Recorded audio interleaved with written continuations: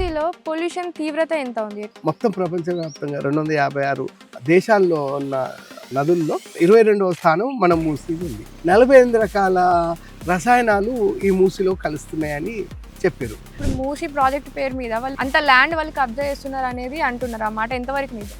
మూసిని సుందరీకరణ పేరుతోటి వాళ్ళు వస్తున్న వాళ్ళు మూసిని శుద్ధి చేసేంత వరకు కూడా వాళ్ళ చిత్తశుద్ధిని మనం శంకించాల్సిందే. ఇప్పుడు 1997 గురించి మీరు మాట్లాడుతున్నారు కదా, అప్పటి నుంచి వెళ్ళి ఇప్పుడు 2026 వరకు అసలు మూసీకి ఎవరెవరు ఏమేమి డెవలప్మెంట్ చేద్దాం అనుకున్నారు, ఎట్లా అయింది అనేది? ప్రతి గవర్నమెంట్ చంద్రబాబు నాయుడుకి మొదలుకొని ఇప్పటి రేవంత్ రెడ్డి వరకు ప్రతి ముఖ్యమంత్రి ఒక కొత్త ప్రోగ్రామ్ తీసుకుంటాడు మూసీ మీద. మూసీ అట్లా ఉండడం వల్ల అక్కడ ఉన్న ప్రజలకు అగ్రికల్చర్ కావచ్చు, వాళ్ళ రోగాలు అవన్నీ కూడా వస్తున్నాయి కదా, దాని గురించి చెప్తారా? ఇక్కడ ఉండే భూమి, నీరు, ఆహారము, చివరికి గాలి ఈ పూర్తిగా కలుషితమైనవి. పచ్చిగడ్డి కనుక ఆవు తీసుకుంటే ఆవు నుంచి వచ్చే పాలు మళ్ళీ ఆ తల్లి తీసుకుంటే ఆ తల్లి పాలు కూడా విషమైన పరిస్థితులు ఉన్నాయి. మీ కూతురు పేరు మూసీ అని పెట్టినారు అనేది విన్నా. తెలంగాణలో పుట్టి తెలంగాణలో అంతరించిపోతున్న నది ఏకైక నది ఏదే అంటే మూసీ నది. మూసీ నదికి పూర్వనామం ముచ్చుకుందా కాబట్టి నేను ముచ్చుకుందా అనే పేరుతోటి మా పాపని పెట్టి మేము మామూలుగా మూసీ అనే పిలుస్తాం. చుట్టుపక్కల పరిసరాల్లో ఉండి వాళ్ళకి హెల్త్ ఇష్యూస్ వచ్చి ఎవరైనా ఏమన్నా అయినా అన్న డేంజర్ సిచ్యువేషన్స్ అట్లాంటివి. క్యాన్సర్ పేషెంట్లు ఉన్నారు, కిడ్నీ పేషెంట్లు ఉన్నారు, లివర్ డిసీజ్ ఉన్న వాళ్ళు ఉన్నారు. లేడీస్ సంబంధించిన సమస్యలు ఏవైతే ఉంటాయో అసలు దౌర్భాగ్యమైన అంశం ఏంటంటే అసలు వాళ్ళకు పిల్లలు కూడా అవ్వలేని పరిస్థితి. అన్న మీరు ఈ మూసీ దాని గురించి ఎప్పటి నుంచి ఫైట్ చేస్తున్నారు? 1997లో ఢిల్లీలో ప్రొఫెసర్ ముత్యన్ రెడ్డి ఒక సెమినార్ అవుతే ఆ సెమినార్లో ఆయన పేపర్ ప్రజెంటేషన్ చేస్తే ఆ పేపర్ని న్యూస్ పేపర్లో వచ్చింది. ప్రభుత్వం ఏం చెప్తుందంటే మూసీ దగ్గర డెవలప్మెంట్ చేస్తే చాలా మందికి ఉపాధి వస్తుంది. డెవలప్మెంట్ మేము అడుక్కోవడం లేదు. ప్రజల్లో వాళ్ళ ఆర్థికపరమైన డెవలప్మెంట్ జరిగినప్పుడే వీళ్ళు మీతో జరగాలి. ప్రాథమికంగా వాళ్ళ ఆరోగ్యం బాగుండాలి కదా. ఆరోగ్యాలు క్షీణించిపోయిన తర్వాత డెవలప్మెంట్ ఎవరి కోసం అన్న? మీకు గవర్నమెంట్ నుంచి వెళ్ళి ఏం కావాలి, మీరు దేనికోసం పోరాడుతున్నారు ఎగ్జాక్ట్లీ? మూసీ నది కనుక మీరు శుద్ధి చేయాలి అనే కనుక ఉంటే మీరు మాల్స్ తర్వాత రోడ్లు, స్కైవేలు మాత్రం కాదు. హెవీ మెటల్స్ ఏవైతే వస్తున్నాయో వాటిని నివారించాలి. వాళ్ళు రియల్ ఎస్టేట్ చేస్తుర్రా ఇంకోటి చేస్తాలేమని చెప్పాలంటే ఫస్ట్ మూసీలో వస్తున్న ఇండస్ట్రియల్ పొల్యూషన్ ని ఆపాలి. ఏ ఆర్గనైజేషన్ తరపు నుంచి పనిచేస్తున్నారు? మేమేం ఆర్గనైజేషన్స్ ఏం లేవు. దీని మీద ఎవరైనా పెద్ద పెద్ద ఎన్విరాన్మెంటలిస్టులు కావచ్చు, ఏదైనా కోర్టులో ఏమైనా ఇష్యూస్ అయినా అన్న ఎట్లా ఉండేది? 1990లో నిరూప్ రెడ్డి అని చెప్పి ఒక అడ్వకేట్ సుప్రీంకోర్టులో కేసు వేసిండు. నమస్తే అందరికీ. ఈరోజు మనం మూసీ డెవలప్మెంట్ ప్రాజెక్ట్ దాని గురించి డిస్కస్ చేద్దామని మనం ఇక్కడ శ్రీశైలం అన్నతో కూర్చున్నాం. అన్న మూసీ డెవలప్మెంట్ దాని గురించి స్టార్టింగ్ నుంచి వెళ్ళి దాని గురించి ఫైట్ చేస్తున్నారు. అంటే ఆ డెవలప్మెంట్ ప్రాజెక్ట్ వస్తే చాలా మందికి నష్టం జరుగుద్ది, ఎన్విరాన్మెంటల్గా చాలా నష్టాలు ఉన్నాయని చెప్పేసి అన్న ఎన్నటి నుంచో దీని గురించి ఫైట్ చేస్తుండ్రు. సో అన్న జర్నీ ఎట్లా ఉంది, అసలు ఈ మూసీ ప్రాజెక్ట్ వస్తే ఏంటి, రాకపోతే ఏంటి, అసలు నష్టాలు ఏం జరుగుతాయి అసలు ప్రజలకి అని చెప్పేసి మనం ఇందులో ఫుల్గా డిస్కస్ చేద్దాము. నమస్తే అన్న. నమస్తే అన్న, మీరు ఈ మూసీ దాని గురించి ఎప్పటి నుంచి ఫైట్ చేస్తున్నారు? మేము ఇది 1997లో ఢిల్లీలో ప్రొఫెసర్ ముత్యన్ రెడ్డి ఒక సెమినార్ అవుతే ఆ సెమినార్లో ఆయన పేపర్ ప్రజెంటేషన్ చేస్తే ఆ పేపర్ని న్యూస్ పేపర్లో వచ్చింది. ఆ న్యూస్ పేపర్ని వచ్చిన 3 జిల్లాలకు ముప్పు తెస్తున్న మూసీ అని వచ్చింది. ఆ 3 జిల్లా ముప్పు తెస్తున్న మూసీ అనే పేపర్ని కటింగ్ చేసి ఒక పెద్ద సైజు పోస్టర్ తయారు చేసి అన్ని ఊర్లో వేసి దానిపైన అవేర్నెస్ తీసుకొచ్చినాం. అది మొట్టమొదటి కార్యక్రమం. ఇప్పుడు ఆ మూసీ ముప్పు తెస్తుంది అని చెప్పినప్పుడు ఎవరి గవర్నమెంట్ ఉండే, అసలు ఏంటి వాళ్ళ ప్లాన్? అప్పుడు చంద్రబాబు నాయుడు గవర్నమెంట్ ఉంది ఇక్కడ. అక్కడేమో ఢిల్లీలో వాజ్పేయి గవర్నమెంట్ ఉంది. వాళ్ళు అప్పుడు మూసీకి ఏం చేద్దాం అనుకున్నారు, అంటే డెవలప్మెంట్ ఎట్లాంటివి తెద్దాం అనుకున్నారు? అప్పటికి ఈ ప్రాజెక్టు మూసీ పైన ఏమాత్రం కొత్త ప్రాజెక్టు రాలే. ఆ కొత్త ప్రాజెక్టు వచ్చిందల్లా 2000 సంవత్సరం కంటే ముందు మాత్రమే వచ్చింది. అది కూడా ఏంటంటే మేము జరుగుతున్న ఈ మూసీ పోరాటాల నేపథ్యంలోనే వాళ్ళు ప్రభుత్వాలు అదై మూసీ సుందరీకరణ పేరుతో చంద్రబాబు నాయుడు ఈ మూసీ నది మధ్యలో ఒక రిటర్నింగ్ వాల్ వేసిండు. వేసి దాంట్లో మురికి నీళ్ళని ఒక దిక్కు, ఇంకో దిక్కు మంచినీళ్ళని పంపుతాం అనేది ఆయన ఉద్దేశం. ఉమ్. కానీ అది భారీ వరదలు రావడంతో అది నదిలో కట్టిన గోడ అంతా కొట్టుకుపోయింది. అప్పుడు ఎవరినైనా డిస్ప్లేస్ చేసిరా అక్కడ నుంచి వెళ్ళి ప్రజలకు ఎట్లా ఉండేది? అప్పుడు జరిగింది.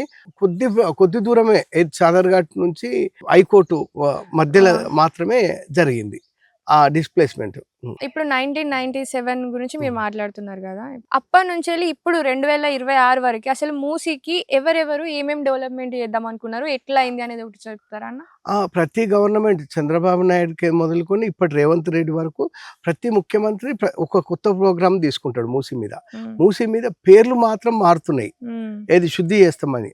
ఆ ప్రాజెక్టుల పేర్లు మారుతున్నాయి తప్ప వాళ్ళు ప్రభుత్వం ఎలాంటి మూసీ పైన డెవలప్మెంట్ అయితే ఏం జరగలే. అంటే వాళ్ళ దృష్టిలో డెవలప్మెంట్ అంటే అక్కడ విల్లాలు రావడము, తర్వాత రిసార్ట్లు రావడము, తర్వాత ఈ మాల్స్ రావడమే, రోడ్లు రావడమే వాళ్ళు డెవలప్మెంట్ అనుకుంటున్నారు. కానీ మేమేమంటున్నామంటే ఆ నది నుంచి వచ్చే పొల్యూషన్ ఏదైతుందో అది అరికట్టినప్పుడు మాత్రమే అది డెవలప్మెంట్ కనబడుతుంది తప్ప నువ్వు పొల్యూషన్ని అది అట్నాగబెట్టి నువ్వు ఈ మాల్స్ గిట్ల కడితే ప్రయోజనం ఏందని చెప్పి మేము అంటున్నాం. అంటే ప్రభుత్వం ఏం చెప్తుందంటే మూసీ దగ్గర డెవలప్మెంట్ చేస్తే చాలా మందికి ఉపాధి వస్తుంది, మంచిగా అవుతుంది, డెవలప్మెంట్ అవుతుంది అని చెప్తుంది. సో అట్లాంటప్పుడు మీరు దాన్ని ఎందుకు అరికడుతున్నారు? దానివల్ల వచ్చే నష్టాలు ఏంది ప్రజలకి?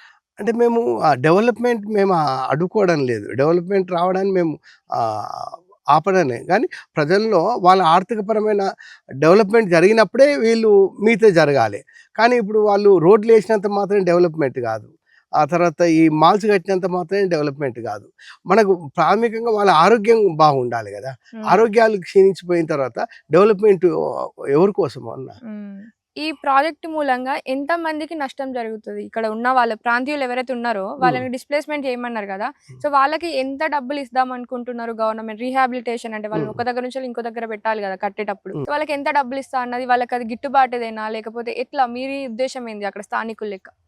నాకు తెలిసి మాత్రం ఇప్పటి వరకు అయితే అట్లా ఇంత డబ్బులు అనేది అయితే ఏం కొలమానం అయితే ఏం కాలేదు.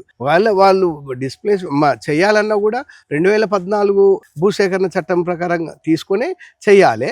అట్లా కనుక తీసినప్పుడు వాళ్ళకు ఇమ్మీడియట్ RRR ఏదైతే ఉందో ఖచ్చితంగా వాళ్ళకు రీసెటిల్మెంట్ వేరే చోట వాళ్ళకు రిహాబిలిటేషన్ జరిగిన తర్వాతనే వాళ్ళని రీలొకేట్ చేయాలి. అప్పటిదాకా చేయొద్దు అనేది మేము చెప్తున్నాము. మళ్ళీ ఒకవేళ వాళ్ళని కనుక అదైతే వాళ్ళకు ఇప్పుడు ఈ పరిసర ప్రాంతంలో ఉన్నారు కాబట్టి అక్కడ చుట్టుపక్కల మాత్రమే వాళ్ళకు ఉపాధి ఉంటుంది. కాబట్టి వాళ్ళని తీసుకుపోయి ఇంకో ఎంతో దూరం కనుక వేస్తే ఉపయోగం ఉండదు. ఏమాత్రం ప్రభుత్వాలకు చిత్తశుద్ధి ఉన్నా వాళ్ళ పట్ల మీరు మూసీని డెవలప్మెంట్ చేయాలన్నా ఆ చుట్టుపక్కల మాత్రమే వాళ్ళకు రీలొకేట్ చేయాల్సిందిగా మేము డిమాండ్ చేస్తున్నాం. అన్న ఇప్పుడు ఈ మూసీ చుట్టుపక్కల ఉన్న వాళ్ళకి ఇప్పుడు ఏమేం ప్రాబ్లమ్స్ ఎదుర్కొంటున్నారు అక్కడ ఉండేటోళ్ళు మూసీ దగ్గర?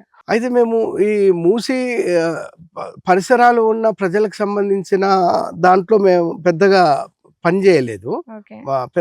మేము డౌన్ స్ట్రీమ్ మూసీ కింది భాగంలో ఉన్న ప్రాంతంలకు సంబంధించినవి మాత్రము మేము చెప్పగలుగుతాను. చెప్పండి అన్న. వాళ్ళు ఎట్లా డౌన్ స్ట్రీమ్ వాళ్ళు ఎట్లాంటి ప్రాబ్లమ్స్ ఫేస్ చేస్తున్నారు? ఇప్పుడు డౌన్ స్ట్రీమ్ వాళ్ళకు ఇప్పుడు మూసీ నది పూర్వం నీళ్ళు ఏవైతే ఉన్నాయో ఆ నీళ్ళు కనుక వస్తే ఇబ్బంది లేదు. ఇవాళ ఏమవుతుందంటే ఆ మూసీ నదిలోకి అత్యంత భయంకరమైన ఇండస్ట్రియల్ పొల్యూషన్ని వదులుతున్నారు. ఒక రోజుకు మనకు 1400 చిల్లర టీఎంస్ మన ఎమ్మెల్యేల నీళ్లు బయటకు వస్తే 750 మాత్రమే వాళ్ళు శుద్ధి చేస్తున్నామని అంటున్నారు. అంటే మీరు సగం శుద్ధి చేసి సగం నీళ్లు మళ్ళీ అందులో కలిపితే అవన్నీ కూడా మళ్ళీ పొల్యూటెడ్ అవుతాయి, ఉపయోగం లేదు. అయితే దాంట్లో నిజానికి అతి భయంకరమైన కాడ్మియం, జింకు, క్రోమియం, లెడ్ ఇట్లాంటి హెవీ మెటల్స్ అన్నీ కూడా ఆ నీళ్ళల్లో ఉన్నాయి. ఆ నీళ్ళల్లో అవి ఉండడం వల్ల ఖచ్చితంగా వాటికి ఉండే ప్రభావము విషపూరితమైన ప్రభావం ఉంటుంది. కాబట్టి హెల్త్ సంబంధించిన సమస్యలు కూడా వస్తున్నాయి. అన్న ఇప్పుడు మూసీ అట్లా ఉండడం వల్ల అక్కడ ఉన్న ప్రజలకు అగ్రికల్చర్ కావచ్చు, వాళ్ళ రోగాలు అవన్నీ కూడా వస్తున్నాయి కదా, దాని గురించి చెప్తారా? అయితే ఇప్పుడు చెప్పినాకమ్మా, ఇప్పుడు మనము ఇక్కడ ఉండే భూమి, నీరు, ఆహారము, చివరికి గాలి, ఈ పూర్తిగా కలుషితమైనవి. ఒక వాటర్ వల్ల మూసీ నదిలో వస్తున్న ఆ నీళ్ళ వల్ల నీళ్ళు ఒకటే కాకుండా ఆహారం కలుషితమైంది, భూమి కలుషితమైంది, తర్వాత గాలి కలుషితమైంది. ఇవన్నిటికీ అదైపోయి అసలు ఈ ప్రాంతంలో మూసీ డౌన్ స్ట్రీమ్ ప్రాంతంలో అసలు జీవించే హక్కు కోసం పోరాడాల్సిన దౌర్భాగ్యం ఏర్పడ్డది. మీరు ఇదివరకు చెప్పినప్పుడు నేను విన్న దాని ప్రకారము అక్కడ ఎళ్ళిన అంటే ఎవరైతే రైతులు ఉన్నారో వాళ్ళ పంటను కొనట్లేదు ఎవరు అని అంటున్నారు. అది ఎంతవరకు నిజం? అయితే ఇప్పుడు ఈ పంటలో మనము ఈ మూసీ నుంచి వస్తున్న నీళ్ళని గత్యంతరం లేక వాడుతున్నారు కాబట్టి వాటి వల్ల వచ్చే అనర్థాలు ఏంటంటే ఈ ఆహార వలయంలోకి విషతుల్యమైన పదార్థాలు అందులో చేరుతున్నాయి. దాంతో హెవీ మెటల్స్ అన్నీ చేరుతున్నాయి. హెవీ మెటల్స్ అవశేషాలు వాటిలో ఉండడంతో కొనుగోలుదారులకు ఇబ్బంది అవుతుంది. ప్లస్ ఒకవేళ అమ్మినా కూడా మిగతా వాళ్ళ ప్రాణాలకు హానిగా పరిణమించింది. అంటే అక్కడ ఉన్న రైతులకు ఎంత భూమి ఉన్నా కూడా వాటర్ కలుషితం అవ్వడం వల్ల అవి ఎవరు కొనట్లేదు. వాళ్ళు ఇంకెవరు అగ్రికల్చర్ చేయట్లేదు. కొనట్లేరు అని కాదు, చేస్తున్నారు కానీ దానివల్ల అదేగా విషాదము. నువ్వు నిజానికి మనము ఈ మూసీ పరివాహక ప్రాంతంలో అన్ని పంటలు కూడా మనము ఎండబెట్టాలని అంటున్నాం. మనము పంటలు పండియకుండా ప్రభుత్వమే ఒక ఏదైనా డిక్లేర్ చేసి పంట పండియకుండా ఉంటే వాళ్ళకు నష్టపరిహారం ఇవ్వాలి. ఇస్తే వాళ్ళు ఏం పంటలు పండియరు. పంటలు పండియడం వల్ల ఏమందంటే మొత్తంగా మన ఆవులే కాకుండా మొత్తంగా ఆ పంటలు తిన్నప్పుడు అందరు కూడా రోగాలు వస్తాయి. ఎగ్జాంపుల్ తీసుకుంటే మనకు ఆకుకూరలు కనుక తీసుకున్నా, కాయగూరలు తీసుకున్నా, చివరికి గడ్డి గనక పచ్చి గడ్డి గనక ఆవు తీసుకుంటే ఆవు నుంచి వచ్చే పాలు మళ్ళీ ఆ తల్లి తీసుకుంటే ఆ తల్లి పాలు కూడా విషమైన పరిస్థితులు ఉన్నాయి. ఇంత ఈ ఫుడ్ చైన్ అంతా కూడా పొల్యూటెడ్ అయింది. కాబట్టి మనము ఈ ఫుడ్ చైన్ పొల్యూషన్ కారణం ఏదైతుందో ఇండస్ట్రీస్ని ఆపాలి.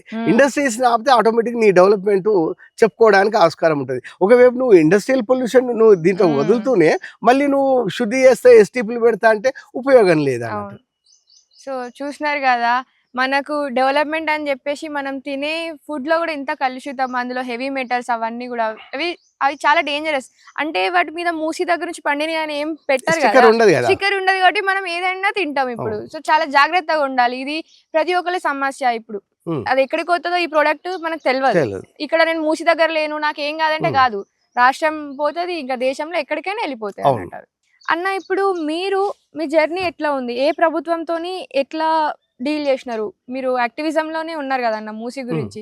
ఏ ప్రభుత్వం మిమ్మల్ని కొంచెమైనా అర్థం చేసుకున్నది అని మీకు అనిపించింది? అంటే మేము ప్రభుత్వాల దగ్గర దాకా ఏం పోలే, ఇప్పటి వరకు దూరంగానే ఉన్నాము.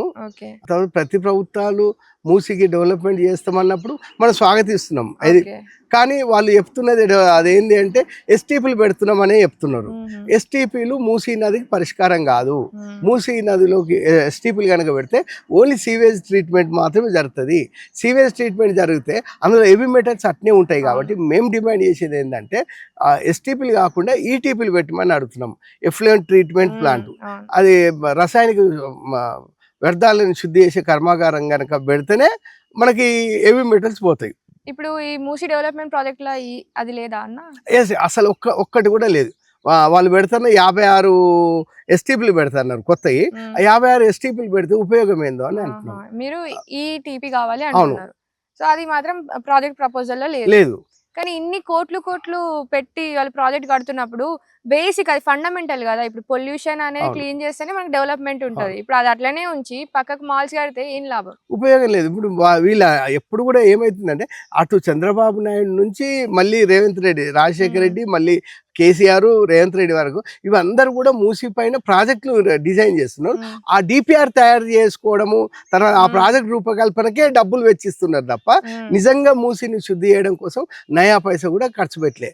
అట్లా అని చెప్పి పైసలు ఖర్చు కాలంటే ఈ అప్పటి నుంచి ఇప్పటి వరకు కొన్ని కోట్ల రూపాయలు ఓన్లీ ఈ నివేదికలకు మాత్రమే ఖర్చు పెట్టుకున్నారు. ఈ డిపిఆర్ కూడా ఈ మధ్యలో లేదు కరెక్ట్ గా అని చెప్పేసి వింటున్నాం. అంటే ప్రభుత్వం అంటే ఏమంటే సీదాగా చూపెట్టట్లేదు. ఇంకా డిపిఆర్ తయారు కాలేదు.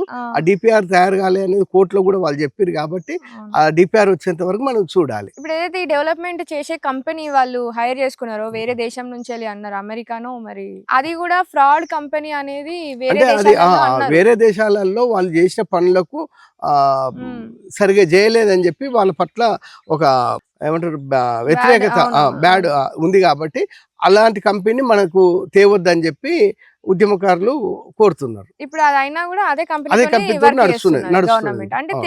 తెలిసి ఇట్లా ఎట్లా చేస్తారనేది కదా ప్రాబ్లమ్. అవును. అన్న ఇప్పుడు లాస్ట్ అంటే ఏంది మీకు గవర్నమెంట్ నుంచెల్లి ఏం కావాలి? మీరు దేనికోసం పోరాడుతున్నారు ఎగ్జాక్ట్‌లీ? మేము ఇప్పుడు మూసీ నదిని గనక మీరు శుద్ధి చేయాలి అని గనక ఉంటే మీరు వాళ్ళు ఏమంటారు పునరుజ్జీవం అంటుర్రు. హ్మ్. పునరుజ్జీవం గనక మీరు చేయాలనుకుంటే మాల్సు తర్వాత రోడ్లు, స్కైవేలు మాత్రం కాదు. అందులో వస్తున్న హెవీ మెటల్స్ ఏవైతే వస్తున్నాయో వాటిని నివారించాలి. అవి నివారించాలంటే ఈటీపీలు కట్టాలి. ఈటీపీలు కట్టకంటే ముందు ఈ హైదరాబాద్‌లో ఉన్న ఇండస్ట్రియల్ ఎస్టేట్‌లకు దాదాపు 1.5 టీఎంసీ నుంచి 2 టీఎంసీల వరకు మనకు గోదావరి జలాలని ఇస్తున్నారు. ఫస్ట్ మీరు ఈ ఇండస్ట్రీల కోసం ఇస్తున్న ఈ గోదావరి జలాలని గనక మీరు నిలుపుదల చేస్తేనే అప్పుడు మీకు ఆటోమేటిక్‌గా మీరు ఈ మూసిని సుందరీకరణ చేయడానికి మీకు పట్ల శుద్ధి ఉందనేది మేము గుర్తిస్తాం. అప్పటి వరకు కాదు.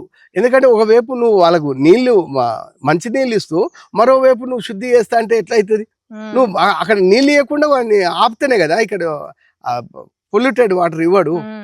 కాబట్టి మీరు అసలు ఇండస్ట్రియల్ అవసరాల కోసం ఏవైతే తాగునీళ్ళు ఉన్నాయో అవి ఇవ్వద్దని చెప్పి మేము డిమాండ్ చేస్తున్నాం. ఇప్పుడు ఎవరైనా ఇప్పుడు మూసి నీళ్ళ అంటే చుట్టుపక్కల పరిసరాల్లో ఉండి వాళ్ళకి హెల్త్ ఇష్యూస్ వచ్చి ఎవరైనా ఏమన్నా అయినాయా అన్న డేంజర్ సిచ్యువేషన్స్ అట్లాంటివి? ఇక్కడ మీరు నాగోల్ నుంచి మొదలుకొని వాడపల్లి వరకు ఏ ఊర్లో చూసుకున్నా క్యాన్సర్ పేషెంట్లు ఉన్నారు, కిడ్నీ పేషెంట్లు ఉన్నారు, లివర్ డిసీజ్ ఉన్న వాళ్ళు ఉన్నారు, చర్మ వ్యాధులు అయితే అసలు ప్రతి గడప గడపకు చర్మ వ్యాధులు ఉంటాయి.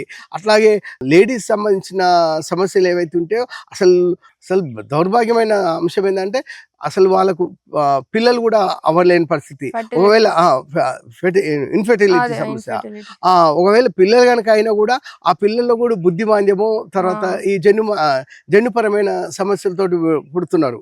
ఇంకా చెప్పాలంటే మీరు మనుషులకు కాదు పశువులకు తీసుకుంటే ఏ పశువు కూడా అది సహజంగా ఎదకొచ్చి కట్టాలి. కానీ అసలు ఏవి కూడా నీకు పశువులు మనకు ఈ మూసి పర్వత ప్రాంతంలో ఏవి కూడా మామూలుగా ఎదకి రావట్లేవు. వాటిని పిండము నిలవట్లేదు. దాంతో అన్ని ఆపరేషన్లు అవుతున్నాయి. గత్యంత లేక ఈ మూసి పర్వత ప్రాంతంలో రైతులందరూ కూడా పశు సంపదని దూరం చేసుకోవాల్సిన పరిస్థితి ఏర్పడ్డది. ఇక పశువులే ఆ పరిస్థితి ఉందంటే ఇక మనుషుల పరిస్థితి ఇంకెట్లుందో మీరే ఆలోచించండి. మరి ఇట్లాంటిది ఇంత విషపూరితమైన అవుతుంది కదా, అసలు ఇట్లాంటి వాటి గురించి ఎందుకు ఎవరు పట్టించుకోవటం లేదు దీన్ని? ప్రభుత్వాలకు ఈ ప్రాంత ప్రజల పైన కంటే ఆ పారిశ్రామికవేత్తలు ఇచ్చే ముడుపులకే ఎక్కువ ప్రాధాన్యత ఉంటుంది. కాబట్టి వాళ్ళకు పరిశ్రమల మీద ఉన్నంత ప్రేమ ఈ డౌన్ స్ట్రీమ్ ప్రజల మీద లేదనేది మా భావన. ఇంకా చాలా మంది ఏమంటున్నారంటే ఇప్పుడు మూసి ప్రాజెక్ట్ పేరు మీద వాళ్ళు అంత ల్యాండ్ వాళ్ళు కబ్జా చేస్తున్నారు అనేది అంటున్నారు. ఆ మాట ఎంతవరకు నిజం? అది ఇప్పుడు మూసిని సుందరీకరణ పేరుతోటి వాళ్ళు వస్తున్న వాళ్ళు మూసిని శుద్ధి చేసేంత వరకు కూడా వాళ్ళ చిత్తశుద్ధిని మనం శంకించాల్సిందే. ఎందుకంటే వాళ్ళు రియల్ ఎస్టేట్ చేస్తుర్రా ఇంకోటి చేస్తాలేమని చెప్పాలంటే ఫస్ట్ మనకి ఈ మూసిలో వస్తున్న ఇండస్ట్రియల్ పొల్యూషన్ని ఆపాలి.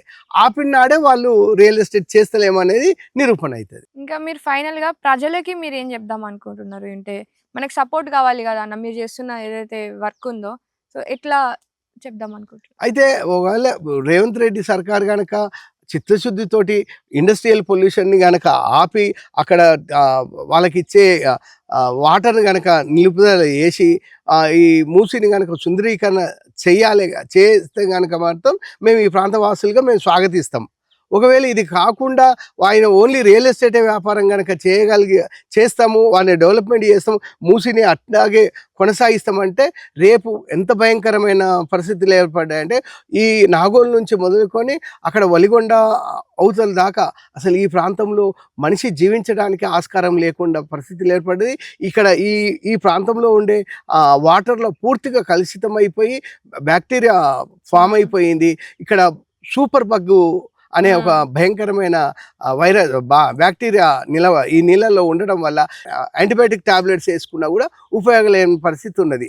కాబట్టి ఈ ప్రాంతంలో మూసీ పరక ప్రాంతంలో అసలు భవిష్యత్తులో నేను ఎంతో దూరం లేదు, దర్దాపు 4-5 సంవత్సరాలు కూడా పట్టదనుకుంటున్నా. అసలు ఈ మనుషులు కూడా జీవించడానికి ఆస్కారం లేని పరిస్థితులు వస్తాయని చెప్పి నేను అనుకుంటున్నా. అంత భయానకమైన పొల్యూషన్ ఉంది. కాబట్టి రేపు నో మ్యాన్ జోన్గా ప్రకటించినా మనం ఆశ్చర్యపోవాల్సిన అవసరం లేదు.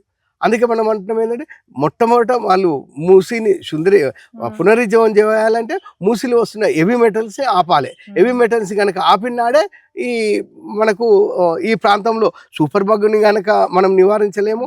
అట్లాగే రేపు నో మ్యాన్ జోన్ కూడా మనము ఏం చేయలేము. ఏది ఇట్లాగే కొనసాగుతాయి. మీరు ఇప్పుడు ఏ ఆర్గనైజేషన్ తరపు నుంచి పని చేస్తున్నారన్న? మేమేం ఆర్గనైజేషన్స్ ఏం లేవు ఇక్కడ. మామూలుగా ఇండివిజువల్గానే మేము ఈ ప్రాంతంలో మూసీ పరిరక్షణ పోరాట సమితి అని చెప్పి బ్యానర్ కింద పనిచేస్తున్నాం. ఎంతమంది ఉంటారన్న అందులో? అట్లా వ్యక్తులుగా ఇది ఏమంటారు, ఆర్గనైజ్డ్ ఫామ్ కాదు. ఎవరికి వాళ్ళే ఇష్యూ మీద మనం చెప్పడం ఎంత తప్ప ఇది స్ట్రక్చరల్ కాదు.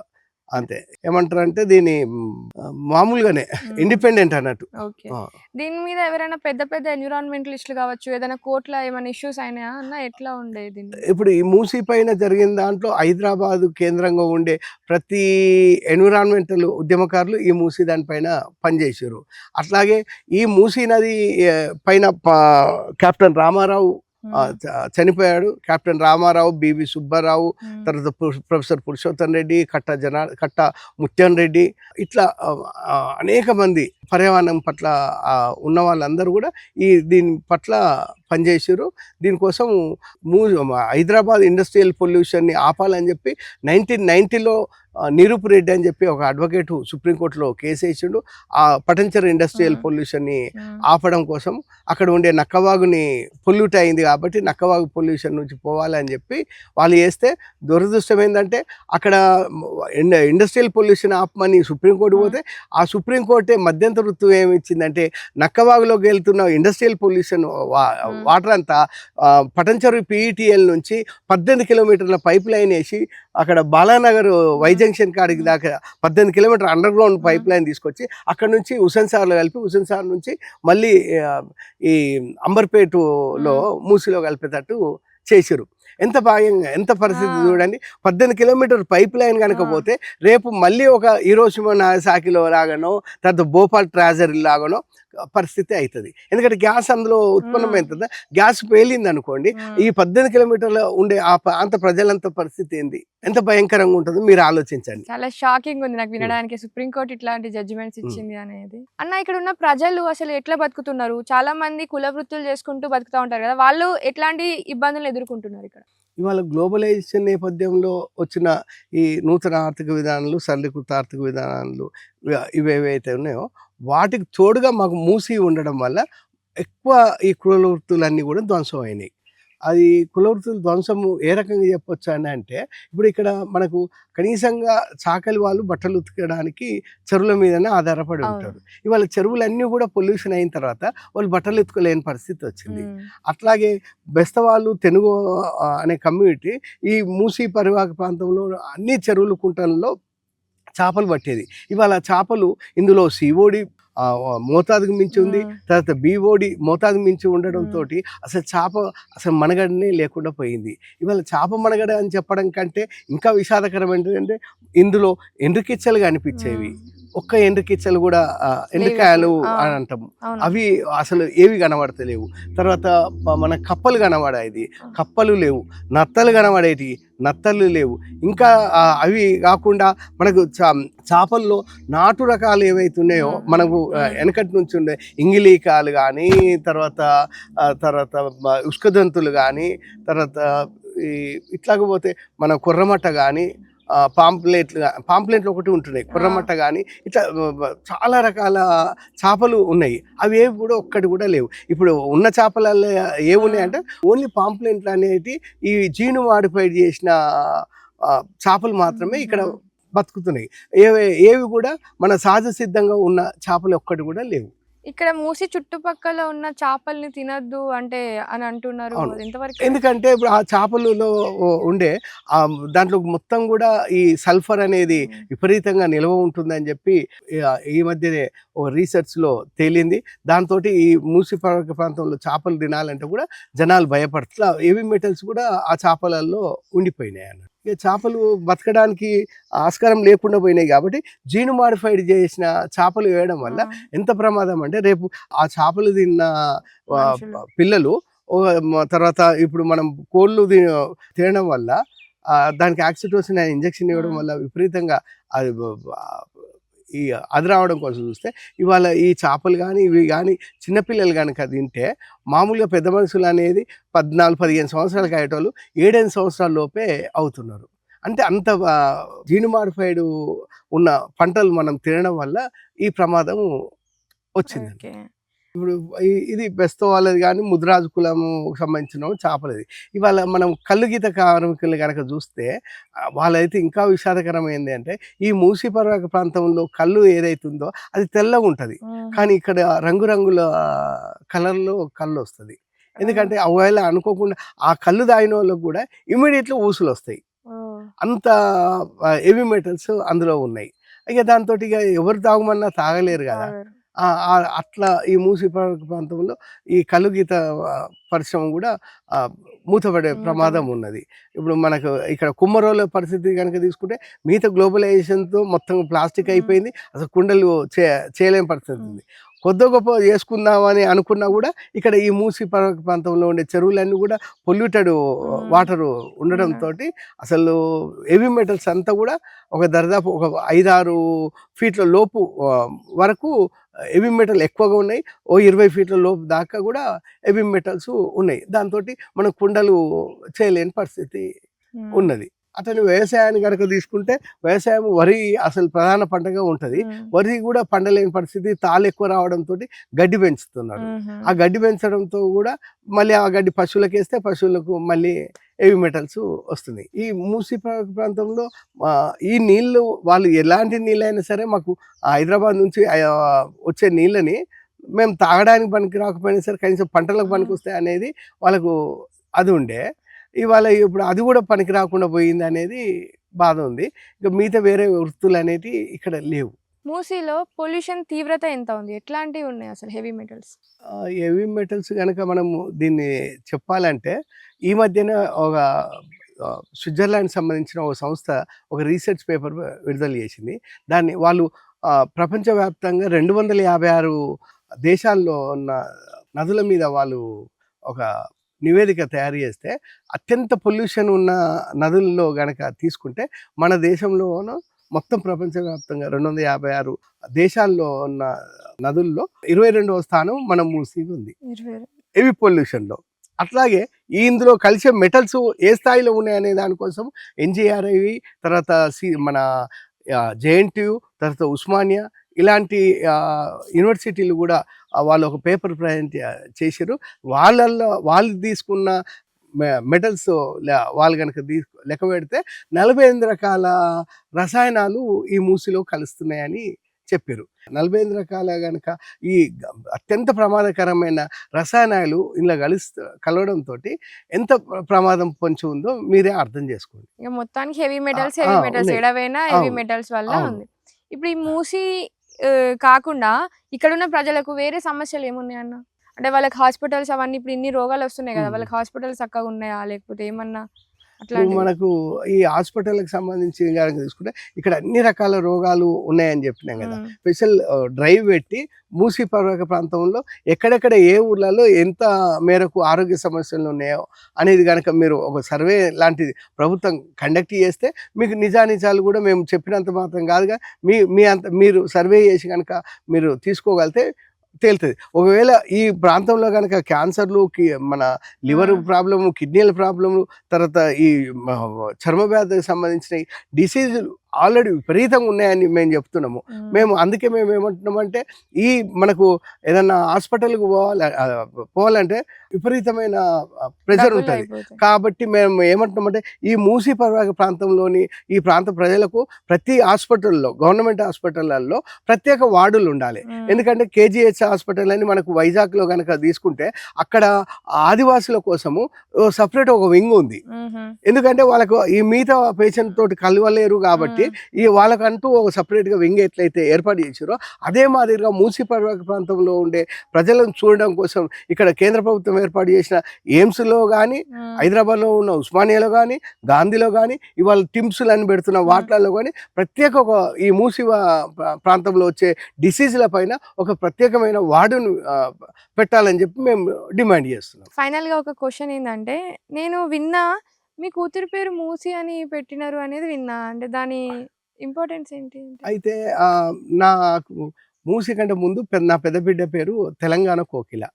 అప్పట్లో చంద్రబాబు నాయుడు ముఖ్యమంత్రి ఉన్నప్పుడు తను ముఖ్యమంత్రిగా ఉన్నప్పుడు యనమల రామకృష్ణుడు ఈ స్పీకర్గా ఉండే అప్పుడు ఒక రూలింగ్ ఇచ్చారు. ఏంటంటే ఎలాంటి ప్రాంతాల పేర్లు వాడద్దు, అటు రాయలసీమ కానీ ఇటు తెలంగాణ కానీ వాడద్దు, వాడకుండా మీరు వెనుకబడిన ప్రాంతాలుగా మాట్లాడమని చెప్పి ఆయన యనమల రామకృష్ణుడు రూలింగ్ ఇస్తే తెలంగాణ పదాన్ని ఉచ్చరించడానికే వాళ్ళకి భయం అవుతుంది అన్నప్పుడు నా బిడ్డ పేరే కనుక తెలంగాణ పెట్టుకుంటే రోజు టీచరు ప్రేయర్లో అటెండెన్స్ ఇచ్చేటప్పుడు తెలంగాణ తెలంగాణ అని పిలవాల్సి వస్తుంది. నేను నీ రాజ్యంతో నీతోటే నేను తెలంగాణ అనే రోజు నిత్యం పెట్టుదామని చెప్పి అట్లా పేరు పెట్టిన. అదే క్రమంలో రెండో అమ్మాయి పుట్టినప్పుడు సేమ్ దానికి లింక్ అయి ఉండాలి అని చెప్పి ఎవరైతే ద్వేషిస్తారో, ఎవరైతే పనికిరాని వస్తువుల్ని తీసుకుపోయి పడేస్తారో అది మూసీ నది అని చెప్పి చెప్తారు. ఏది కూడా పనికిరాని కనుక వేస్తే అట్లాగే మనం ఏదైతే మనం ఎవరు ప్రేమించేది మనం ప్రేమించాలి మనం. కాబట్టి మనం ఏదైతే మనకు తెలంగాణలో పుట్టి తెలంగాణలో అంతరించిపోతున్న నది ఏకైక నది ఏదే అంటే మూసీ నది. కాబట్టి మూసీ నదికి పూర్వనామం ముచ్చుకుంద కాబట్టి నేను ముచ్చుకుంద అనే పేరుతోటి మా పాపని పెట్టి మేము మామూలుగా మూసీ అనే పిలుస్తాం. స్కూల్ రికార్డులో కూడా అట్లాగానే ఉన్నది. చాలా ఇన్నోవేటివ్ థాట్ అన్న. అసలు ఇదైతే ఎవరు ఇట్లా పెట్టి ఉండరు. ఇదే ఫస్ట్ టైం నేను విన్నా. అందుకోసమనే చాలా మంచిగా అనిపించింది మీ ఆలోచన. ఈ మధ్య మా ముఖ్యమంత్రి రేవంత్ రెడ్డి కూడా ఎవరైనా గంగా పేరు, కృష్ణ, గోదావరి, కావేరి పేర్లు పెట్టుకున్నారు కానీ మూసీ పేరు ఎవరైనా పెట్టుకున్నారా అని చెప్పి ఆయన అన్న సందర్భంలో నేను ఒక్కనే పిట్టల శ్రీశైలం మాత్రమే పెట్టుకున్నాని చాలామంది ఆయన దృష్టికి తీసుకుపోయారు. అన్న ఇప్పుడు ఫైనల్గా ఇప్పుడు ఏదైతే మూసీ దగ్గర ఉన్న చుట్టుపక్కల వాళ్ళని అక్కడ నుంచి రీలొకేట్ చేస్తా అంటే వాళ్ళు ఒప్పుకుంటున్నారా, లేకపోతే అక్కడనే ఉంటున్నాం అంటున్నారా? ఇప్పటికైతే ఎవరు కూడా పోవడానికి సిద్ధంగా లేరు. మేము అక్కడనే ఉంటామనేది వాళ్ళు అనేది. అది మురికి ఉండని, పొల్యూషన్ ఉండని, ఇంకేదైనా ఉండని అక్కడనే ఉంటామని అంటుర్రు. అయితే అట్లా ఉండడాన్ని కూడా మేము సమర్థించట్లేదు. ఖచ్చితంగా వాళ్ళ ఆరోగ్యం కూడా మంచిగా ఉండాలని చెప్పి మేము కోరుకుంటున్నాం. కాబట్టి వాళ్ళకు ఆరోగ్యకరమైన ప్రదేశాలను కనుక చూయించేసి వాళ్ళని అక్కడి నుంచి రీలొకేట్ చేయాల్సిందిగా కోరుతున్నాం. ఇంకా క్లోజ్ చేసే ముందు ఈ మూసీ ప్రాంతంలో మనకి సూపర్ బగ్ వచ్చింది అండ్ ఇక్కడ నో మ్యాన్ జోన్గా కూడా దీన్ని డిక్లేర్ చేస్తారు అని చెప్పేసి చాలా జనరల్స్లో కూడా వచ్చింది. ఇప్పుడు కావాలంటే ఇప్పుడు వెళ్ళి ఫొటోస్ దిగండి అక్కడ అన్నట్టు కూడా ఉంది. అండ్ అక్కడ ఎంతమంది యాంటీబయాటిక్స్ వేసుకున్నా కూడా ఈ సూపర్ బగ్ వల్ల అవి ఏం పనిచేయవు. ఇంకా ఫ్యూచర్లో అది ఇంకా స్ప్రెడ్ అయ్యే అవకాశాలు కూడా చాలా ఉన్నాయి త్రూ ఫుడ్ చైన్. మనం చూసుకుంటే అక్కడ నుంచి వచ్చిన ఫుడ్ నుంచి వెళ్ళి అది బయో అక్యుములేషన్ అయ్యి. సో దీనిలో ఏ ప్రభుత్వమైనా మూసీని దాన్ని రిజ్యూనేట్ చేస్తాము లేకపోతే దాన్ని మంచిగా చేస్తామని చెప్తున్నారు కానీ ప్రతి ఒక్కళ్ళు దాని మీద ఎన్నో వేల కోట్లు దాని మీద ఖర్చు పెడుతున్నారు కానీ ఇంత కూడా ఆ మూసీని క్లీన్ చేద్దామని కూడా ఎవరికి అది లేదు. బేసిక్ స్ట్రక్చరే ఫౌండేషనే మనకు మూసి మంచిగా చేయడం అంటే దాన్ని ఒక క్లీన్ చేయడం. ఆ క్లీన్ చేయడం పక్కన పెట్టి దాని పక్కన మాల్స్ కట్టి సిమెంట్ వేసి దాన్ని ఒక బ్యూటిఫుల్ లైట్స్ పెడితే అది ఎవరికి ఉపయోగం? అసలు అది దాన్ని ఏమంటారు, బ్యూటిఫికేషన్ అంటారా? సో ఇంకా దీన్ని ఎట్లా మంచిగా చేయొచ్చు, మీ ఒపీనియన్ ఏందనేది కామెంట్లో పెట్టండి. నమస్తే. నైస్ అన్న, చాలా మంచిగా.